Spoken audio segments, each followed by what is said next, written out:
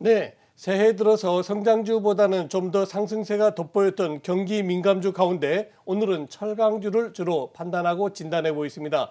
네, 오늘도 유진투자증권 박민진 연구위원께서 직접 스튜디오에 나와 계십니다. 연구위원님 안녕하십니까? 안녕하세요.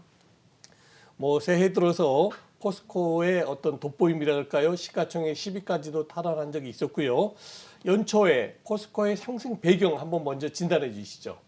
네, 일단은 뭐 시장의 분위기 자체가 최근에 이제는 가파른 좀 금리 인상 때문에 성장주보다는 좀 가치주에 관심이 있었던 상황인 것 같고요. 예. 타이밍이 좋게도 사실 이제 철강 안에서도 좀 변수가 있었습니다. 네. 일단은 이제는 실적의 어떤 바로미터라고 할 수 있는 중국 철강제 내수 가격이 지난해 이제는 10월 중순부터 좀 가파르게 좀 조정을 받다가 이제 11월 말부터 이제 바닥을 잡은 그런 사건이 있었죠. 예. 네. 지금은 뭐 아주 가파르게 반등을 하고 있는 것은 아니지만 어느 정도 뚜렷하게 바닥은 지금 확인을 한 그런 상황으로 좀 보여지고요. 여기에 이제 배경은 바로 이제 중국의 정책 기조 변화라고 좀 보고 있습니다. 네. 중국 정부가 지난해 거의 뭐 대부분의 기간을 이제 디레버리징 하면서 할애를 했는데, 네. 뭐 부동산 투자도 잡고, 인프라 투자 자금 조달도 이제는 좀 여의치가 않았던 그런 상황이었거든요. 그런데 지난해 말부터 중국 정부가 2022년도는 경기 방어가 최우선 과제이다. 이를 네. 위해서 선제적으로 통화 정책이나 재정 정책을 적극적으로 쓰겠다라고 이야기를 했습니다. 그러면서 실제로 이제 금리 인하 등 어떤 유동성을 공급하는 그런 액션들을 보여주면서 이런 부분들이 2022년도 중국 철강 수요의 어떤 회복 기대를 지금 가져온 상황이라고 좀 보고 있습니다. 네, 자 그런 의미에서 최근에 포스코 주가 강세 흐름 배경을 또 짚어주셨고요. 그러면 실적도 함께 여쭤보도록 할게요. 포스코 4분기 실적은 어떻게 전망을 하세요? 네. 네. 4분기 실적은 3분기보다는 조금 안 좋을 것 같아요. 네.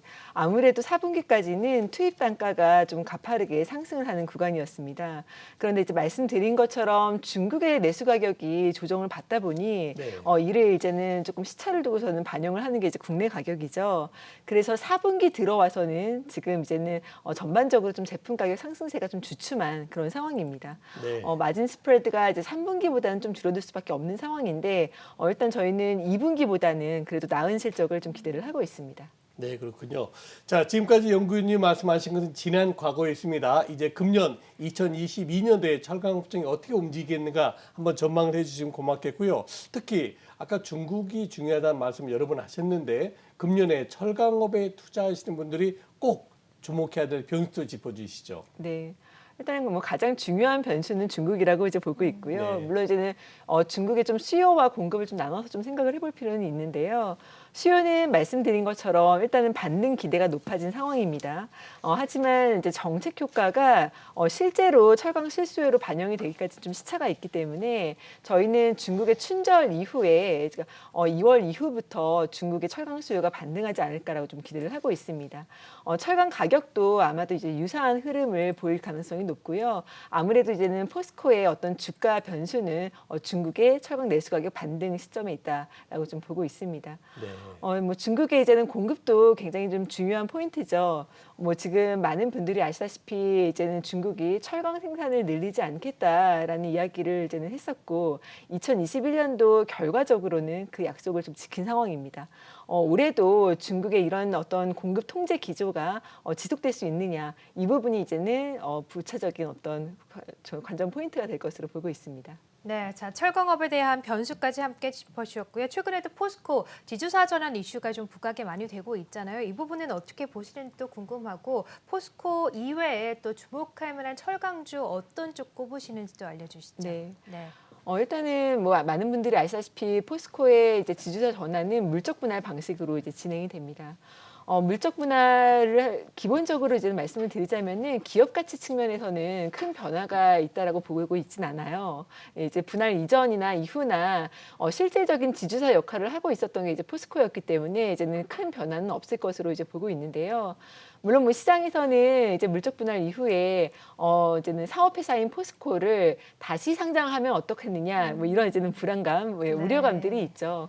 근데 이제 포스코 측에서는 이제 그런 우려들을 불식시키기 위해서 일단은 뭐 이제는 정관에 어떤 많은 변화를 좀 주게 될 것으로 좀 보고 있습니다. 이런 부분에 대한 어떤 시장에 좀 신뢰가 좀 형성이 된다라고 하면은 사실 물적 분할 이슈 자체가 어떤 이제 주가 측면에 큰 영향을 미치지는 못할 것으로 좀 생각을 하고 있습니다. 그리고 이제는 포스코 이외에도 다른 종목을 이제 여쭤보셨는데요. 네. 뭐 기본적으로 이 철강 업종의 특성상 이제 시황이 반등을 하면은 뭐 한 방향으로 움직입니다. 주가는. 예. 그렇죠. 예, 물론 이제 중소형 업체들이 사실 포스코보다 더 탄력적으로 움직일 때도 있고요. 예. 다만 이제는 순서는 이제 포스코가 먼저 움직이고 중소형 업체들이 좀 따라가는 그림이 될 것으로 좀 보고 있고요. 특히나 이런 그림이 나와주려면은 아까 말씀드린 어떤 중국의 그런 뭐 시황 변화가 조금 기조적이다라는 부분을 저희가 좀 확인을 할 필요가 있다라고 좀 보고 있습니다. 네, 그렇군요. 자, 우리 또 박민진 연구위원께서는 철강업 외에도 또 항공주도 담당하고 계시기 때문에 항공업종 내에서 특히 대한항공에 대한 질문 한번 드려보겠습니다. 저는 대한항공이 뭐 3만 원짜리 채권 같아요. 거의 6개월 동안 3만 원에서 거의 움직이지 않고 있는데 지난번에 비록 조건부입니다만 아시아나하고도 그 합병이 통과됐지 않습니까? 향후 대한항공의 주가 방향성 그리고 실적 좀 한번 전망해 주시죠. 네. 일단은 2021년도에 정말 엄청난 실적을 냈습니다. 네. 네. 많은 분들이 이제는 뭐 들으셨겠지만 이제 화물이 굉장히 좋았고요. 예, 지금 팬데믹 때문에 여객 수요는 전혀 좀 회복을 못하고 있는 그런 상황이지만 항공 화물 시황은 이제는 물류망 공급 차질 이슈 때문에 뭐 추가적으로 굉장히 좀 강세를 보이고 있습니다. 올해도 지난해랑 크게 달라지지 않을 가능성이 좀 있지 않나. 특히나 상반기까지는 그런 흐름이 이어질 가능성이 높다라고 좀 보고 있습니다. 지금 뭐 컨테이너 운임 같은 경우에도 사상 최고치를 연일 좀 그렇죠. 경신을 하고 있죠. 항공 화물도 사실은 비슷한 방향성으로 좀 움직일 가능성이 높다라고 좀 보고 있거든요. 그래서 실적 측면에서는 이제 큰 우려를 가지고 있지는 않습니다. 하지만 주가가 사실 이런 부분들을 충분히 좀 반영을 한 상태이기 때문에 추가적인 어떤 상승 여력을 저희가 이제 기대를 하기 위해서는 아무래도 여객이 돌아올 필요가 그렇죠. 있고요. 네. 네. 물론 이제는 오미크론 변이 때문에 사실은 그 속도에 있어서는 굉장히 좀 불확실성이 생긴 것은 사실입니다.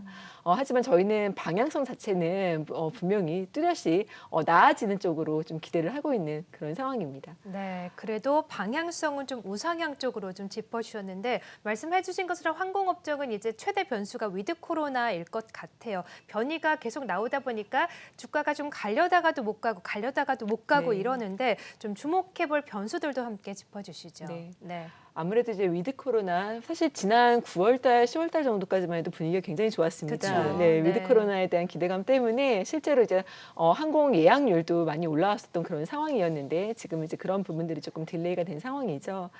결국에는 먹는 이제 치료제의 어떤 효과, 예, 그리고 이 오미크론이 과연 얼마나 이제 치명률이 높을 것이냐, 뭐 이런 부분들에 대한 어떤 이제 뚜렷한 팩트 체크가 조금 선행이 되어야지 다시금 우리가 이 위드 코로나에 대해서 좀 논의를 해볼 수 있을 것 같습니다. 저희는 이제 빠르면은 아마 또 이런 불확실성이 좀 해소가 되는 게 올해 이제 상반기 중반부터가 아닐까라고 좀 기대를 하고 있고요.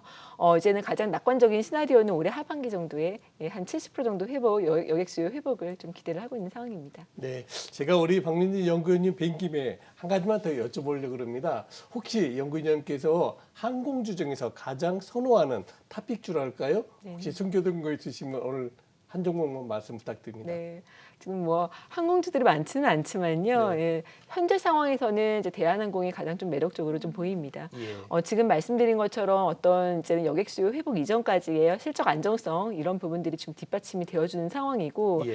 특히나 아시아나 항공과의 인수합병이 이제 원활하게 진행이 된다라고 하면은 사실 이제는 재편된 시장에서 유일하게 살아남는 풀서비스 캐리어 업체가 될 것이기 때문에 그렇죠. 그 부분에 대한 어떤 프리미엄도 아직 주가에는 충분히 반영이 되어 있는 상황이 아니다라고 저희는 보고 있습니다. 네. 네.